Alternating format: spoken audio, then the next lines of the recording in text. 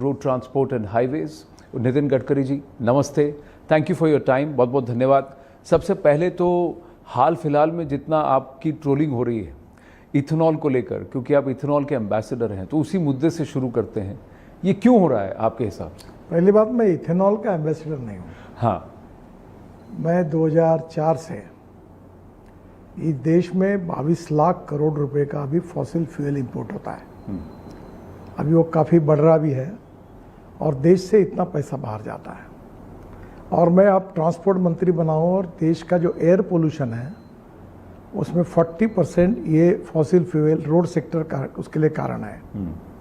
तो मेरा ये मिशन है, क्या दिल्ली में लोगों की जीवन 10-10, 8-8 साल से कम हो रहा क्योंकि प्रदूषण की लेवल बढ़ रही है, तो क्या देश का प्रदूषण कम नहीं होना चाहिए? क्या देश में 22 लाख करोड़ देश के बाहर जा रहे हैं, क्या ये पैसा किसानों के जेब में न जाए? गरीब गांव, गरीब मजदूर किसान, जहां किसान का फायदा हो, गांव के विकास हो। तीसरी बात, ये सब करते समय हमारे देश में अब सरप्लस ऑफ फूड ग्रेन ये प्रॉब्लम है। हाँ। एक समय ऐसा था कि शॉर्टेज ऑफ फूड ग्रेन था, हमारे गोदामों में रखने के लिए जगह नहीं है।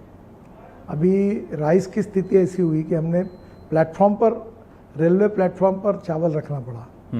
तो क्या अभी हम लोग फूड ग्रेन से, एक छोटी सिंपल बात बता दूं कि हमने मक्के से इथेनॉल बनाने की बात शुरू की, निर्णय किया कैबिनेट ने और वो शुरू हुई। आपको पता है उस समय मक्के का प्राइस, मार्केट प्राइस 1200 रुपये क्विंटल था और एमएसपी 1800 रुपये क्विंटल थी।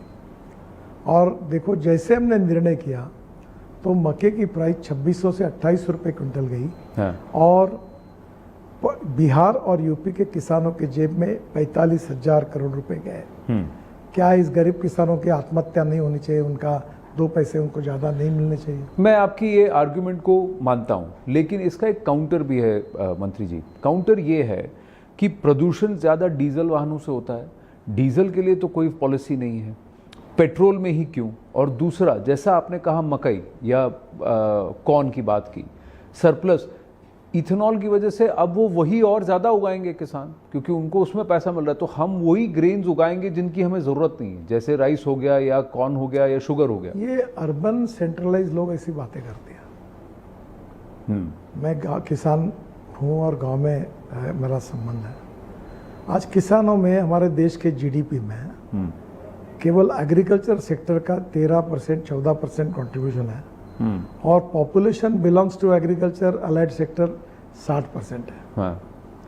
वहाँ गरीबी है, भूखमरी है, बेरोजगारी है, वो दूर नहीं होनी चाहिए। और दूसरी बात जो आप कह रहे हो कि हमारे देश में आज हम इथेनॉल, शुगर इंडस्ट्री बंद होती गई है। अब हम मोलाइसिस से, बी मोलाइसिस, सी मोलाइसिस, शुगर के जूस से बनाते हैं। आपको पता है हम लोग अभी परली जो जलाते हैं पंजाब हरियाणा में, जिसके कारण दिल्ली में प्रदूषण होता है, पानीपत में एक इंडियन ऑयल का प्रोजेक्ट है, वहाँ 1 लाख लीटर इथेनॉल, 150 टन बायोबिटुमेन डांबर बना रहे, जिसका हमने 1 किलोमीटर रोड भी बनाया, और 78,000 टन सस्टेनेबल एविएशन फ्यूल, हवाई ईंधन बन रहा है, हवाई जहाज इसके चलेंगे। तो ये जो वेस्ट टू वेल्थ वाली बात है, अब कचरे से इथेनॉल बनेगा, 2G वाला, सेकंड जनरेशन। अभी नुमालीगढ़ में बाम्बू से इथेनॉल बन रहा है। तो इथेनॉल ये अल्कोहल है। अब ये अल्कोहल है तो ये अल्कोहल किसी से भी बनता है, उसको सब्जी और फूल सड़ जाएंगे तो उससे भी इथेनॉल बनेगा।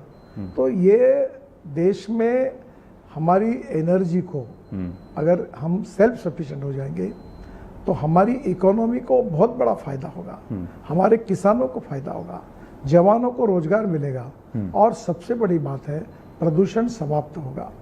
2070 के पहले हम कार्बन न्यूट्रल देश बनना है। इसलिए मैं केवल इथेनॉल की बात नहीं करता, मैं हाइड्रोजन का प्रचार करता हूँ, मैं इलेक्ट्रिक गाड़ी की बात करता था। यही मैं आपको बताना चाहता हूँ, एक समय मैंने पहले इलेक्ट्रिक स्कूटर लॉन्च की, इलेक्ट्रिक कार की, इलेक्ट्रिक बस की, अब इलेक्ट्रिक ट्रक किया। यही लोग उस समय कहते थे कि लिथियम आयन बैटरी कैसे पर्यावरण के लिए घातक है। हाँ। उसके खिलाफ लोगों ने बहुत न्यूज़ चलाई।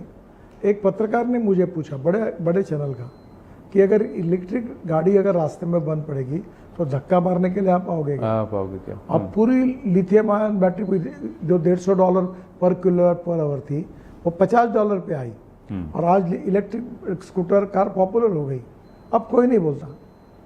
यानी ये मैं तो कोई इथेनॉल का नहीं, मैं अल्टरनेटिव फ्यूल और बायोफ्यूल का एम्बेसडर हूँ। देश के इंपोर्ट को कम करना, देश के प्रदूषण को समाप्त करना, देश के किसानों को समृद्ध संपन्न बनाना और ग्रामीण कृषि क्षेत्र के युवकों को रोजगार निर्माण। तो आपका ये कहना है कि अभी सरप्लस प्रोडक्शन कॉर्न का और शुगर केन का अभी भी है, ऐसा? सर आपको एक सिंपल बात बताऊं। जी आप एक अध्ययन करिए जी। कि जो सरकार ने मिनिमम प्राइस दी है, हाँ। उसके आधार पर आज एग्रीकल्चर में भाव क्या है, मार्केट प्राइस क्या है। क्या किसान भूखा मरना चाहिए? उसने आत्महत्या करनी चाहिए? नहीं। फर्टिलाइजर के भाव बढ़ते हैं, इंसेक्टिसाइड के भाव बढ़ते हैं, सबके रेट बढ़ते हैं। आप पिछले 15-20 साल से चावल, गेहूं, मक्के और शुगर की रेट देखो, पूरी शुगर मिल तो लॉस मेकिंग है सर। आपको याद है? हाँ। जब इथेनॉल नहीं था तो 1,25,000 1,50,000 करोड़ किसानों का बकाया था। जब इथेनॉल आया तो सबको पैसे मिल गया, नहीं तो लोग किसान आंदोलन करते, क्योंकि किस शुगर इकोनॉमिक्स से पूरा मुश्किल में गया। पर मंत्री जी, मैं आपकी बात से सहमत हूँ, ऐसा नहीं, मैं आपको काउंटर, मेरा ये है कि ये फिर एक पॉलिटिकल नीड हो गया कि एक बहुत बड़ा कॉन्स्टिट्यूएंसी है फार्मर्स का, जिनके प्रोड्यूस को और जिनके आर्थिक और उनके सस्टेनेंस के लिए आपको सोल्यूशन देना था। लेकिन वो किसान, उसको शायद शुगर केन और मक्के उगाने की जरूरत ही नहीं, भारत को उतनी जरूरत नहीं, तो उतना क्यों उगा रहे हैं? क्योंकि पंजाब में भी आज उतना ही चावल उगा है, जबकि पंजाब में चावल उगाने की जरूरत नहीं है। एक बात मैं तो ये काउंटर तो ये होना चाहिए ना, राजधान की ये। आपको एक सवाल पूछता हूँ जी, कौन सी खेती वायबल है बताओ, आप सुझाओ। मैं एग्रीकल्चर में मुझे टोटल 17 डॉक्टरेट डिलीट्स मिले, उसमें 9 मेरी एग्रीकल्चर साइंस और वाटर कंजर्वेशन में है। ठीक है। मैं आपको पूछता हूँ क्या लगाए किसान। दूसरी बात जी, कोई एरिया में सरसों होता है, कोई एरिया में सोयाबीन होता है, हाँ कोई एरिया में कपास होता है, जी, कोई गेहूं होता है, कोई चावल होता है। अब पंजाब और हरियाणा की जमीन में गेहूं और चावल होता है, यूपी में बड़े पैमाने पर गन्ना होता है। इसमें जमीन कौन सी है, पानी कितना उपलब्ध है, ये भी महत्वपूर्ण है। और दूसरी बात, सभी एग्रीकल्चर प्रोडक्ट्स की स्थिति ऐसी है, देखो गेहूं सरप्लस है, गेहूं सस्ता, बिस्किट, ब्रेड बिस्किट महंगे, हाँ, ऑरेंज फ्रूट सस्ते, नागालैंड में पाइनएप्पल फेंक देते हैं, जूस महंगा पैक किया। तो आप मुझे बताओ कि एग्रीकल्चर टमाटर एक समय में मेरे खेती में आते थे तो आखिर ₹1 किलो भाव था, हम फेंक देते थे। आखिर एग्रीकल्चर की परिस्थिति में ये जो 14% केवल जीडीपी कंट्रीब्यूशन है, इसका कारण एग्रीकल्चर सस्टेनेबल नहीं है, एग्रीकल्चर में इकोनॉमिक वायबिलिटी नहीं है।